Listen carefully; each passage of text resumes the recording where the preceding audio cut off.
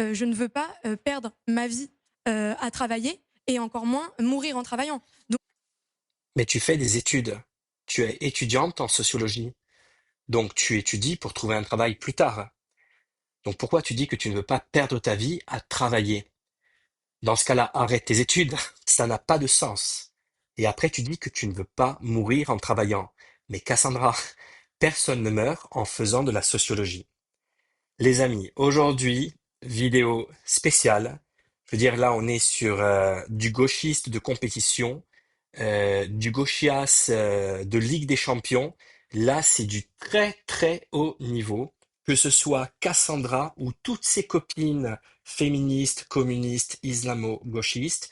Donc, armez-vous de patience, il vous en faudra beaucoup. Safia dit, c'est dingue tous ces entrepreneurs et libéraux qui harcèlent Cassandra comme si elle leur devait quelque chose. Non, elle nous doit rien. Sauf qu'elle est passée sur LCI pour raconter sa vie. Donc du coup, les gens commentent. Tu vois qu'elle a un micro dans la main. C'est bien elle qui a pris le micro. C'est pas la faute du patriarcat. Donc, elle a parlé. Les gens ont, pour la majorité, ont trouvé que ça n'avait ni queue ni tête. Et donc, on commente. C'est pas du harcèlement.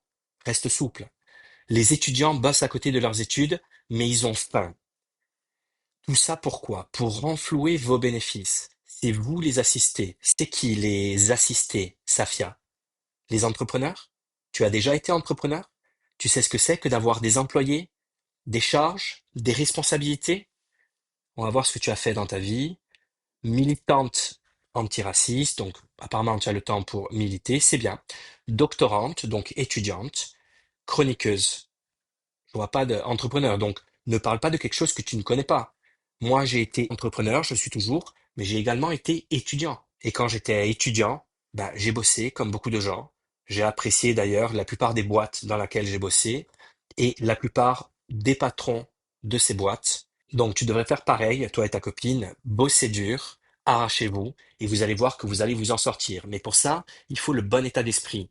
Et si à chaque fois que vous avez un problème dans votre vie, vous allez rejeter la faute sur les entrepreneurs, sur les libéraux, sur les droitards, sur les riches, sur les hommes, sur le patriarcat, etc. Vous n'avancerez jamais. Donc remettez-vous un peu en question et avancez, les copines.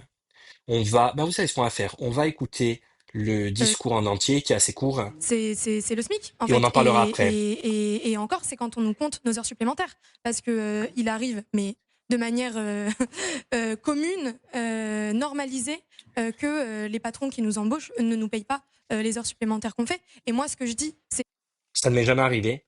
On m'a toujours payé toutes mes heures, euh, heures supplémentaires comprises. Donc, effectivement, pas de je ne veux pas chance. perdre ma vie à travailler et encore moins mourir en travaillant. Oui, tu ne veux pas Donc, bosser? euh, je considère Dis-le, hein. aujourd'hui, on parle de la réforme des retraites, qu'il s'agit de faire payer les plus pauvres en fait. Et que moi, je considère que en tant qu'étudiante précaire, mais aussi par rapport à ce que tu disais, Josiane, je pense à ma grand-mère, je pense à tous les travailleurs précaires que je côtoie au quotidien dans ma fac, dans ma vie. Mais en fait, personne ne doit payer pour les gens qui en fait ont plus de rémunération, c'est-à-dire les ultra riches, les grands patrons, etc. 50 secondes pour nous dire que tu veux pas bosser. On va écouter, ou plutôt lire tes autres copines. Donc là, il y a Ariane. Beaucoup de droitards harcèlent Cassandra Machin parce qu'elle a osé dire la vérité, alors elle répète.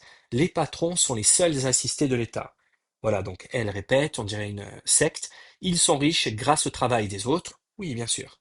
Ce sont les travailleurs qui font tourner la société. On refuse de vivre pour travailler. Donc toi aussi, tu ne veux pas bosser. Parce que si tu voulais bosser, eh bien écoute, tu se sortirais du salariat et tu créerais ta propre entreprise. Tu n'es même pas obligé d'avoir des employés. Tu pourras avoir une micro-entreprise ou une auto-entreprise. Je connais plus les termes, j'habite plus en France, à cause de gens comme toi d'ailleurs. Mais je veux dire, il y a plein de solutions. Si vraiment le salariat et les patrons t'ennuient autant, eh ben, monte ton entreprise, fais ton business. Les patrons sont les seuls assistés de l'État, ils sont riches grâce au travail des autres. Non, ils sont riches car ils ont des employés, oui, qu'ils payent.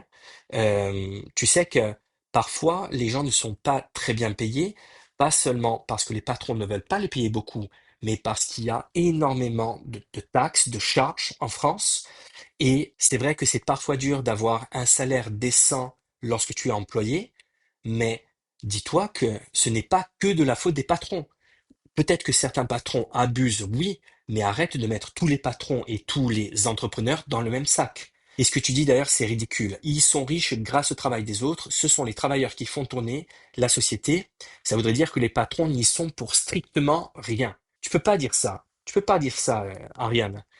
Les patrons, en général, ce sont des gens qui ont monté leur entreprise, qui ont pris des risques, qui ont fait des crédits, qui ont travaillé, crois-moi, plus de 35 heures par semaine, surtout au début, qui sont 100% responsables de tout ce qui se passe dans la société, c'est-à-dire que s'il y a un problème, c'est de leur faute. Et n'oublie pas que énormément d'entreprises qui ont à leur tête des patrons, les gens que tu critiques, font faillite avant leur troisième année.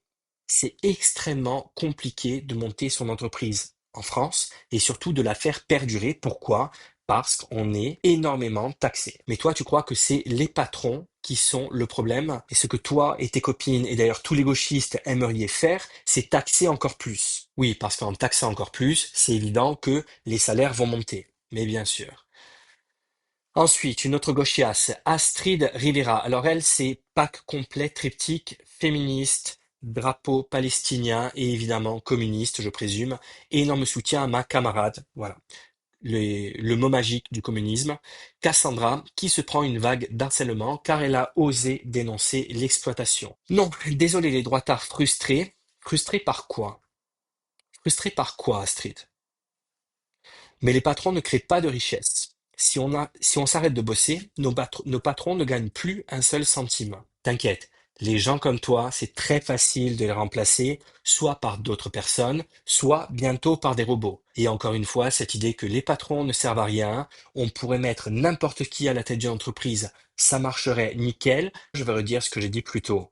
Si tu ne veux pas être salarié, si tu n'aimes pas les patrons, crée ton entreprise. Vas-y, rien ne t'empêche de créer ta propre entreprise. Tu pourras même embaucher tes copines, sauf que tu ne le feras jamais parce que toi, comme tous les gauchistes, tu es lâche et c'est toujours plus facile de dire que c'est la faute à machin plutôt que de prendre des responsabilités et de te mettre au travail. Toi et les autres ne voulez pas travailler. C'est ça le fond du problème. Vous ne voulez pas travailler. Vous voulez rester chez vous, gagner de l'argent, aller, je sais pas, dans des manifs pour les droits des trans à Gaza. Sauf que ça marche pas comme ça. Il faut travailler. C'est comme ça que ça marche pour tout le monde, que tu le veuilles ou pas. Ensuite, on va lire ça. Oui, donc en fait, lui, il fait une synthèse de toute cette gauchiasserie. Elle, donc c'est Cassandra, symbolise à elle-même tout le problème des gauchistes. Contributrice négative, veut travailler le moins possible, pense que les riches doivent subvenir à tous ses besoins, donneuse de leçons. Cassandra aspire à être une assistée de la vie.